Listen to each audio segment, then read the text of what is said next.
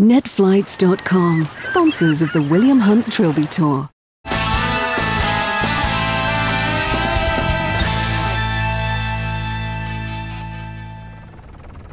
Welcome back to the Trilby Tour International Amateur Final here at the Buckinghamshire Golf Club, the last stop on this year's tour.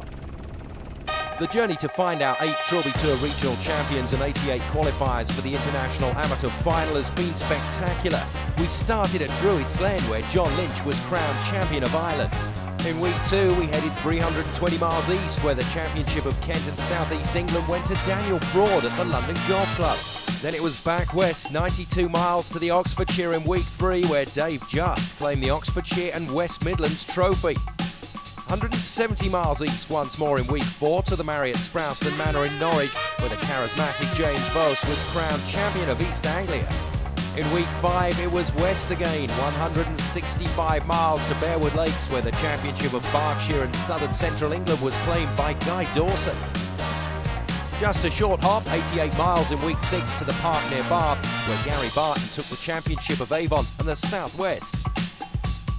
Then a long haul north, 427 miles in week 7 to Murray's Hall in Perth, where Trevor Taylor became the first ever Trilby Tour champion of Scotland. In week 8 we travelled 267 miles south to the KP Club in York, where Rhys Hatton became the champion of Yorkshire and the North East to complete this year's lineup of Trilby Tour regional champions. And just for good measure, the tour has travelled a further 205 miles back to the Buckinghamshire, the stunning venue for this year's International Amateur Final. Now, for those of you counting, that's 900 golfers competing across 9 venues on a tour that covered 1,734 miles in 10 classic cars before arriving here at the Bucks to find this year's Trilby Tour Amateur Champion. Aaron Stunnard was hoping it would be him, and he gave it a good shot. The youngster made a terrific 37 points to take over as leader of the pack, but would 37 be enough to guarantee a playoff spot? It was certainly good enough to knock out the 12 players on 35 points below him, though. KP Club playoff finalist and scratch golfer Sean Marshall joined Aaron at the top of the tree, the Carholm Golf Club man also shooting 37 points. And Bognor Regis Golf Club's Nick Jackson made it a 3-way tie at the top of the leaderboard. Nick just missed the playoff at Bearwood Lakes, but his luck changed here at the final. There was a long way to go, but he definitely had a shot. Now, when William Hunt started the Trilby Tour, the sponsors were asked to join in and be part of the team, and that's exactly what they did. Here's one of the key players, Terry Fisher of Netflights. I think it's a passion, you know, it's a love of sport. It's definitely a love of football, of golf, you know, of all the things that we get involved in. We get involved in things because they're nice people, we want to work with nice people, we like working with interesting events, we like being involved in the sporting arena. So all of those things together, you know, it's been very, very successful for us. We're very proud sponsors of Wigan Athletic and of Leeds United and obviously of the Trilby Tour. Amongst other things, we sponsor St Helens Rugby League, and you know, we try to get involved as much as we possibly can in sports. And subsequently, in the last couple of years as well, the business has been sold to Thomas Cook, and they're big sponsors in sports as well. So sort of the group as a whole are big into sport. We're now sponsoring the 2012 Olympic Games, so you can see that, you know, from the William Hunt Trilby Tour for Netflights to the 2012 Olympic Games for Thomas Cook, the whole group is very keen to sponsor all aspects of sport. Also back for another season on tour, Nick Feeney and John Russell Murphy of the Grosvenor Park Group. We're golf fanatics ourselves, you know, and you'll know that by our scratch handicaps. But it literally is going around, seeing the different courses, as John said earlier, meeting different people and also meeting the same people. So it's good for us and good for me on that basis. I think the tension's even greater this year. I don't think that, you know, people that come along and say that they're not nervous, I personally think they're lying. You know, there's been a few shaking hands, you know, going on the first tee. I think William's trying to certainly stoke it up a little bit and make it a little bit more dramatic. And I think it just adds to the atmosphere of it all. What pleased me, I suppose, the most was just how quickly all the events got snapped up. Again, it just endorses why we're involved, because it's not William saying it's popular, it is popular. William keeps saying, when are you playing, when are you playing? So I think... Actually, the way we've been playing is probably not a good idea. Hang on, we're scratch golfers, I've said that on live TV. But yeah, I think we will be playing possibly next year.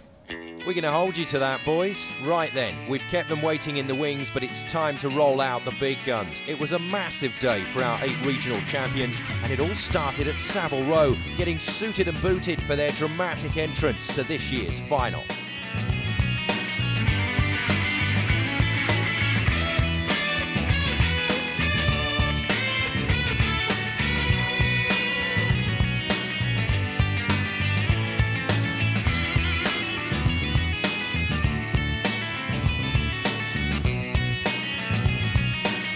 Just had a most fantastic couple of hours in Savile Row.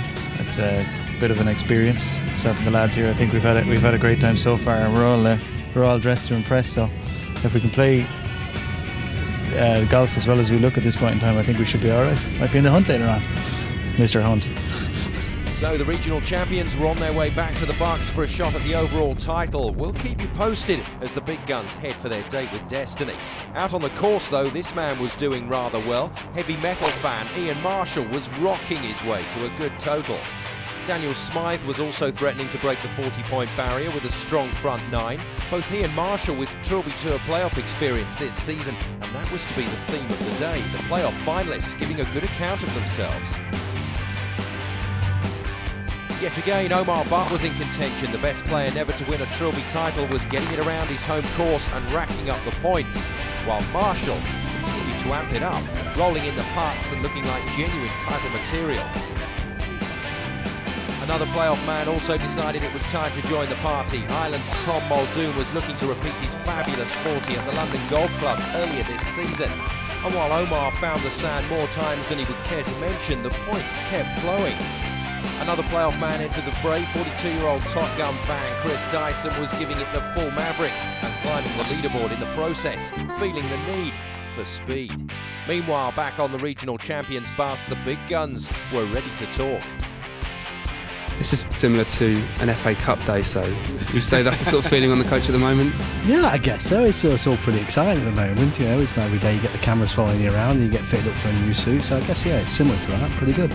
Would you say this is added pressure for when you get onto the first tee and you're stood there waiting to take your first shot? I don't know if it's added pressure. It adds to the day.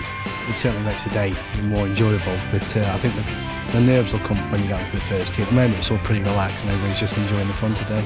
Mr. Oxfordshire, we've just got on the A40. We're heading back to the course. How are the nerves? All right at the moment. Looking forward to action. Would you say the whole day's been built up, so the tension is going to come on the first tee? Oh, definitely. When you get on the first tee and start thinking about it, it's really going to hit me. Mr. Kent, how are you feeling? Fine at the moment. Fairly relaxed. Been a real good morning so far. Really enjoyable. Just on the coach now, back from Savile Row, on our way to the club. No, I'm really looking forward to it. Pretty nervous at the minute, I would say, but until I get out there on the second and third hole, I think I'll calm down a little bit. Once I hit a few shots, maybe all I put on the first or second green, that'll calm me down a lot. It was a case of look out behind you. The champions were on their way, but it didn't faze Omar Butt, who continued to knock the putts in for fun. The playoff was beckoning. 37 points to beat back at the clubhouse, remember. Chris Dyson kept it in play and largely drama-free as it became apparent that the sailing and skiing enthusiast from Chichester was making as big a move as Omar. For Daniel Smythe, though, finishing the job off proved to be a problem. This was the last of the big point putts to drop as Daniel's challenge got stuck at 36. Omar was back in the bunker again, but more than happy to form another escape committee. Tom Muldoon, like Chris Dyson, kept it very tidy indeed. Everything in regulation, and another genuine playoff contender was emerging. Omar was ticking the holes off and heading for the high 30s at the very least. And in the end, Tom Muldoon crossed the line with 40 points to make a top 4 comprising of him and the 37-point boys, Aaron Studdard, Sean Marshall and Nick Jackson. 3 players no longer sitting comfortably in the clubhouse.